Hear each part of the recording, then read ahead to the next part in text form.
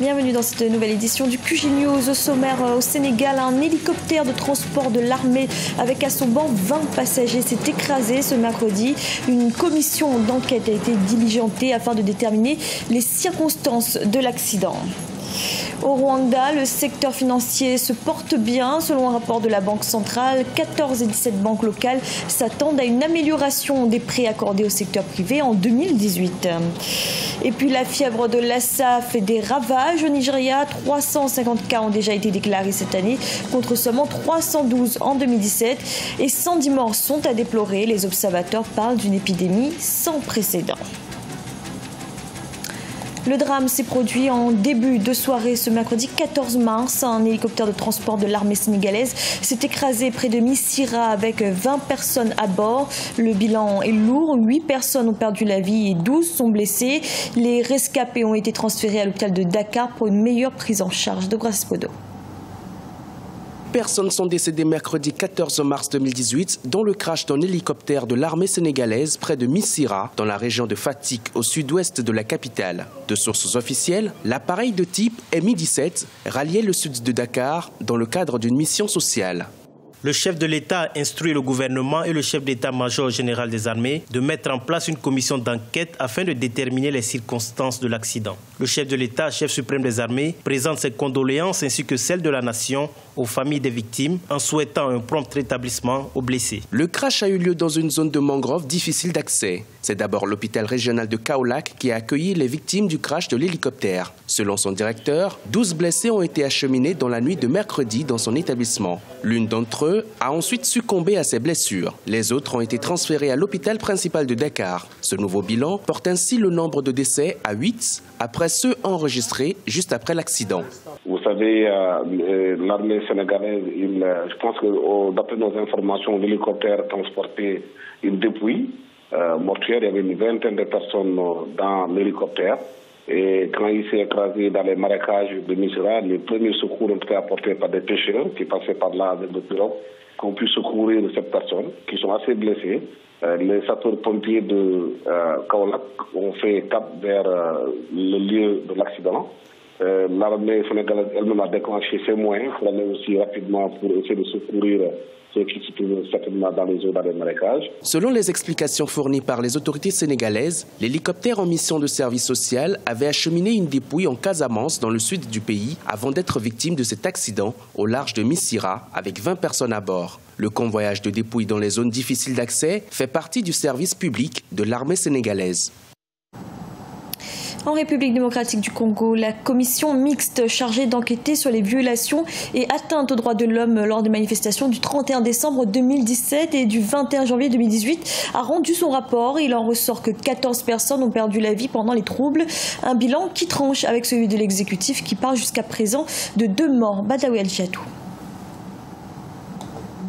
C'est avec satisfaction que le comité laïque de coordination en République démocratique du Congo a reçu le rapport de la commission mixte chargée d'enquêter sur les violations et atteintes aux droits de l'homme lors des manifestations du 31 décembre 2017 et du 21 janvier 2018. Selon le rapport, 14 personnes ont été tuées par balle lors des 2 manifestations. 40 cas de personnes arrêtées de façon arbitraire, détenues, torturées, soumises à des traitements cruels, inhumains et dégradants. Pour le comité laïque de coordination, ce rapport marque une étape importante dans la protection des libertés au sein du pays. Nous avons enregistré en majorité des bonnes réactions, des réactions d'encouragement et nous considérons que c'est une manière de reconnaître le sérieux, le professionnalisme, mais surtout la rigueur avec laquelle nous avons travaillé au niveau de la commission mixte regroupant les représentants du gouvernement et ceux des ONG de la société civile que nous sommes. Le rapport de la commission d'enquête est une lueur d'espoir pour le comité laïque de coordination qui affirme avoir repoussé la peur. Une peur qui, selon le comité, se trouverait désormais dans le camp des dirigeants congolais. Dans le souci de préserver la stabilité sociopolitique, la commission d'enquête a invité le gouvernement à observer certaines recommandations en vue de la promotion et de la protection des droits de l'homme.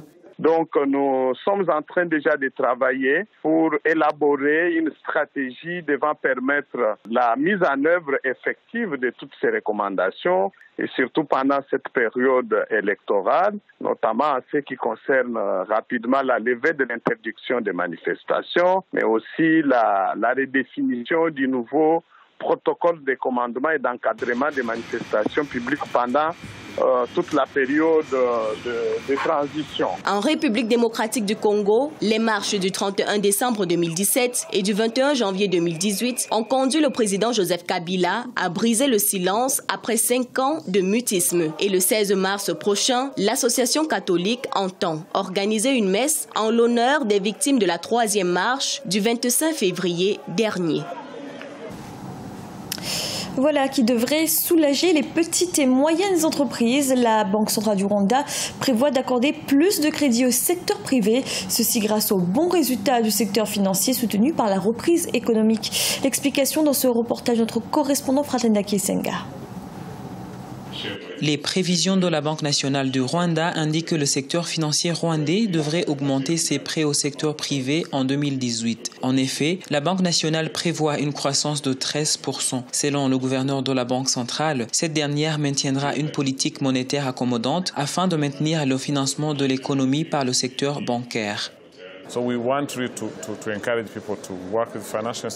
Nous voulons vraiment encourager les acteurs du secteur privé à travailler avec les institutions financières, mais aussi à respecter leurs engagements. Quand l'on effectue un emprunt à la banque, il faut pouvoir le rembourser. L'un des défis qui se présentent encore aux banques, c'est la croissance des prêts non performants qui affectent la profitabilité des banques et influencent leur capacité à prêter de l'argent.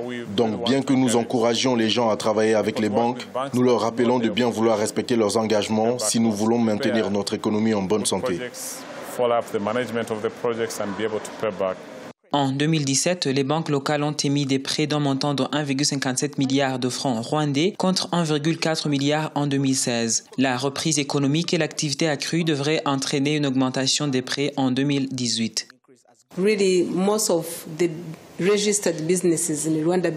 La plupart de nos entreprises étant des PME, elles ont été de vrais moteurs de la croissance économique et ont encouragé les banques à augmenter les prêts. Nous apprécions également la décision délibérée des institutions financières à se focaliser sur les petites et moyennes entreprises. Bien sûr, elles ont dû profiter des solutions de l'écosystème financier mises en place par le gouvernement pour diminuer les risques, mais on apprécie vraiment leur contribution à notre économie.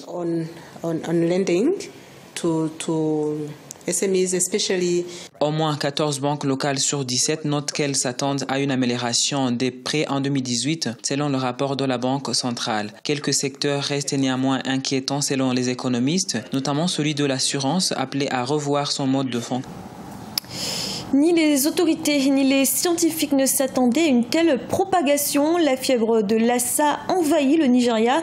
Le virus a déjà fait 110 morts depuis le début de l'année 2018 sur 353 cas confirmés contre 143 sur l'ensemble de 2017. Cheikh Omar Bandaogo. Avec 353 cas confirmés depuis le début de cette année 2018, contre 312 signalés durant toute l'année 2017, la fièvre de Lassa touche à ce jour 18 des 36 États du Nigeria. 110 personnes ont déjà perdu la vie depuis janvier 2018. Des centres de gestion de l'épidémie ont été mis en place dans 4 États, mais les établissements de santé sont particulièrement sollicités dans les États du Sud, notamment à Edo, Ondo et Ebonyi, où les autorités mobilisent des médecins et des infirmières pour travailler dans les centres de traitement de la maladie. Nous accueillons habituellement un maximum de 24 patients, mais parfois nous en recevons jusqu'à 45 et nous avons dû installer de nouveaux services et plus de lits dans certains de nos bâtiments non encore achevés. En contact avec les malades, les agents de santé sont aussi exposés à la maladie. Selon l'Organisation mondiale de la santé, ces travailleurs de la santé ont été infectés au Nigeria et 4 en sont morts. Ils sont donc formés aux mesures d'infection, de prévention et de contrôle. Même les agents de santé ont besoin de plus de formation, surtout le personnel domestique en charge des déchets. Ils ont besoin de formation pour savoir ce qu'ils ont à gérer et pour qu'ils n'aillent pas infecter leur propre communauté et leur famille. La fièvre de Lassa est principalement transmise aux humains par contact avec de la nourriture ou des articles ménagers contaminés par l'urine ou les excréments de rongeurs. Le virus peut également être transmis entre les humains via les fluides corporels des personnes infectées. Selon l'OMS, la maladie est également endémique au Ghana, en Guinée, au Mali, au Bénin, au Libéria, en Sierra Leone et au Togo. Ce journal a été réalisé par l'ensemble de la rédaction. Merci de l'avoir suivi. Retrouvez dans un instant une nouvelle édition de l'information.